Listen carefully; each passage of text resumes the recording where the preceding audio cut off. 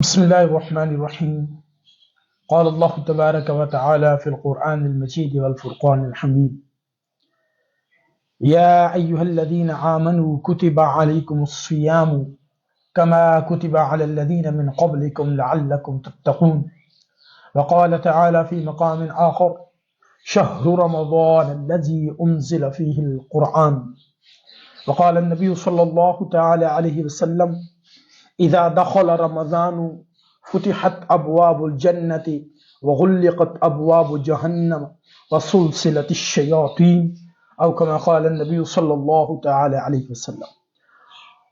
معزز سامعین کرام، میرے بھائیو، دوستو، بزرگو، کل انشاءاللہ العزیز اللہ تبارک و تعالی کے فضل و کرم سے اللہ تبارک و تعالی کا رحمتوں، برکتوں، فضیلتوں والا مہینہ ماہ رمضان المبارک شروع ہونے جا رہا ہے۔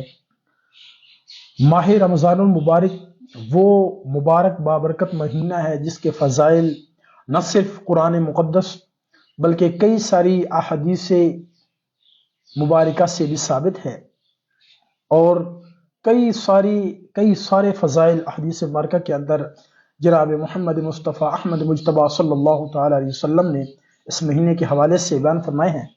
ان میں سے چند ایک فضائل رمضان کے حوالے سے، اور چند فضائل روزہ کے حوالے سے، اور چند گزارشات کرنی ہے کہ اس رمضان کو ہم کیسے قیمتی بنا سکتے ہیں۔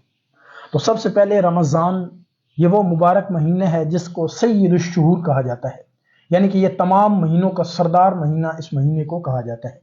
جس طرح تمام ہفتے کے دنوں میں سے جمعے کا دن تمام دنوں کا سردار ہے، سید الایام یوم الجمعہ، اسی طرح اس مہینے ماہ رمضان المبارک کو بھی سید الشہور کہا جاتا ہے، یعنی یہ تمام مہینوں کا سردار ہے۔ اور یہ وہ مبارک مہینہ ہے جس مہینے کے اندر قرآن مقدس، قرآن مجید، فرقان حمید اللہ تبارک و تعالی نے نازل فرمایا۔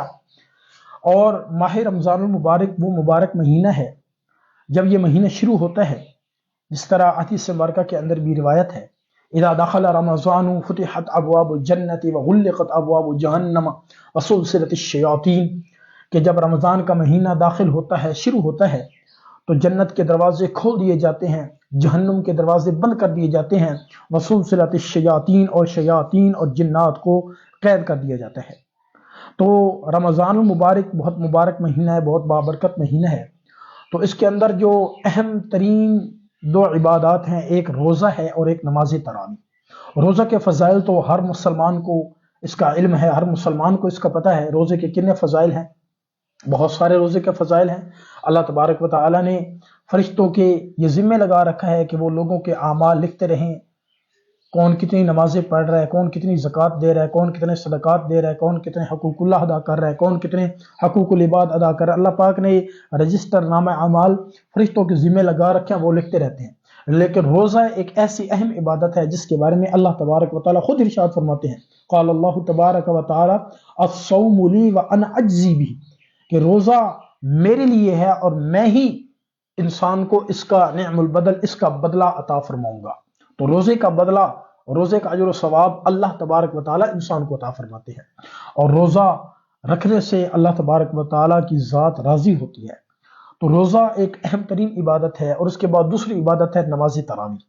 نماز تراویح بہت اہم ترین عبادت ہے۔ جس طرح روزے کے بارے میں آتا ہے کہ من صام رمضان ایمانا و احتسابا غفر له ما تقدم من ذنبه، کہ جس شخص نے ایمان اور ثواب کی نیت سے اللہ کی رضا کے لیے روزے رکھے، غفر له ما تقدم من ذنبه، تو اللہ تبارک و تعالیٰ اس کے پچھلے تمام گناہوں کو معاف فرما دیتے ہیں۔ اسی طرح نماز تراویح کے بارے میں بھی ہے، شب قدر کے بارے میں بھی ہے کہ من قام رمضان ایمانا و احتسابا غفر له ما تقدم من ذنبه، کہ جس نے لیلۃ القدر کی راتوں میں، یا بعض محدثین نے اس کا یہ ترجمہ کیا ہے کہ جس شخص نے ایمان اور ثواب کی نیت سے قیام کیا یا نماز تراویح ادا کی، اللہ تبارک و تعالیٰ اس نماز تراویح ادا کرنے کی برکت سے اس کے پچھلے تمام گناہوں کو معاف فرما دیتے ہیں۔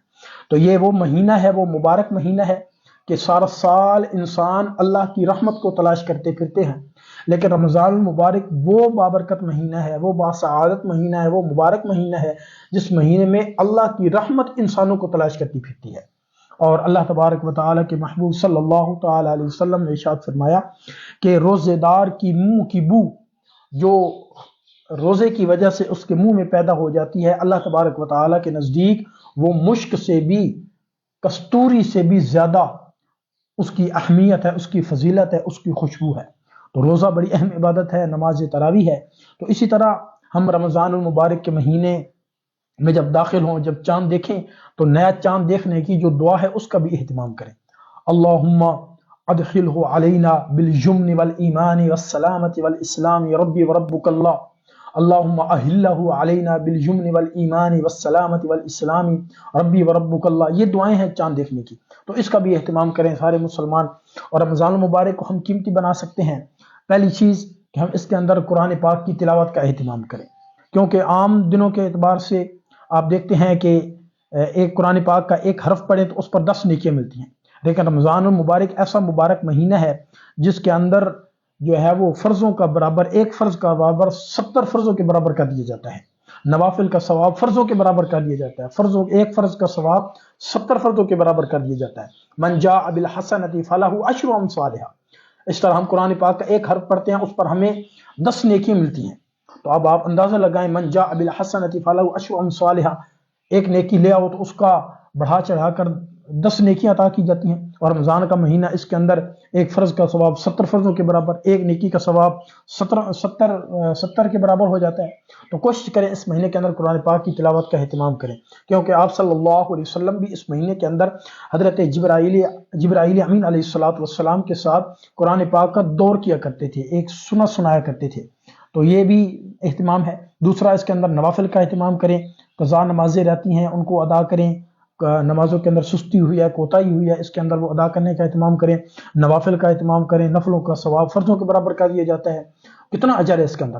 اور دوسرا، اس کے اندر 40 دن تکبیر اولی کے ساتھ نماز ادا کرنے کا اہتمام کریں، کہ رسول اللہ صلی اللہ علیہ وسلم نے ارشاد فرمایا کہ جس شخص نے اللہ کی رضا کے لیے ثواب کی نیت سے 40 دن تکبیر اولی کے ساتھ نماز ادا کی، کتب لہ براءتان، اس کے لیے 2 براعتیں لکھ دی جاتی ہیں، براءتن فی النار و براءتن فی النفاق، کہ اللہ تبارک و تعالیٰ اس کو جہنم سے بھی براعت کا پروانہ عطا فرما دیتے ہیں، اور جہنم سے اللہ تبارک و تعالیٰ اس کو جہنم سے آزادی کا پروانہ عطا فرما دیتے ہیں، اور دوسرا اس کو نفاق سے براعت کا پروانہ عطا فرما دیتے ہیں کہ وہ منافق ہو کر نہیں مرے گا، اللہ تبارک و تعالیٰ اس کو ایمان کی حالت میں موت عطا فرمائیں گے۔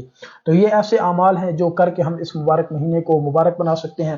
دوسرا، اس کے اندر انسان سمجھتے ہیں کہ بس بھوکا رہ لینا، پیاسا رہ لینا یہ روزہ ہے، یہ روزہ نہیں ہے۔ روزہ اس طرح بھی ہو جاتا ہے، لیکن اصل روزہ یہ ہے ہماری آنکھ کا بھی روزہ ہو، آنکھ سے غلط نہ دیکھیں، زبان کا روزہ ہو، زبان سے غلط نہ بولیں، کانوں کا روزہ ہو، کانوں سے غلط نہ سنیں، ہاتھوں کا روزہ ہو، جسم کے ہر جوڑ کا، ہمارے ظاہر و باطن سب کا روزہ ہو۔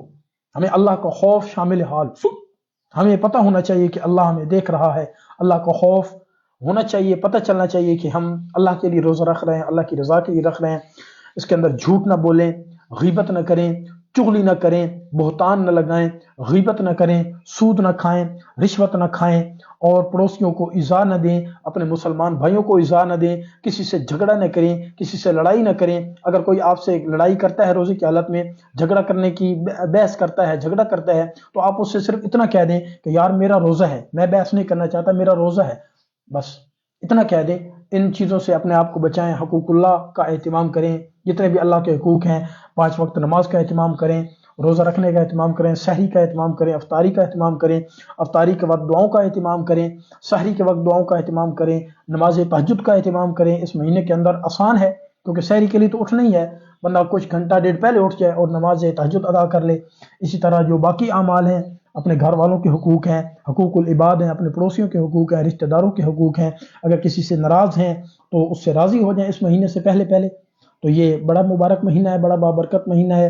آپ اپنا محاسبہ کریں، دیکھیں پچھلا رمضان میرا کیسا گزرا ہے، تو ارادہ کریں کہ اس سال انشاءاللہ یہ والا رمضان میں پچھلے رمضان سے بھی بہتر گزارنے کی کوشش کروں گا، اور اس کو بہتر طریقے سے گزاریں، کیونکہ ہو سکتا ہے آئندہ سال اس ماہ مبارک میں ہم نہ ہوں، ہمیں یہ نصیب نہ ہو۔ آج کتنے لوگ ہیں جو ہمارے درمیان موجود نہیں ہیں، تو کوشش کریں، مبارک مہینہ ہے، مبارک مہینہ ہے، باسعادت مہینہ ہے، تو کوشش کریں زیادہ سے زیادہ اللہ کی عبادت کریں، اللہ کو راضی کریں۔ اللہ تبارک و تعالی ہمیں اس ماہ مبارک کی تمام رحمتیں، برکتیں، فضیلتیں سمیٹنے کی توفیق عطا فرمائے۔ وآخر دعوانا الحمدللہ۔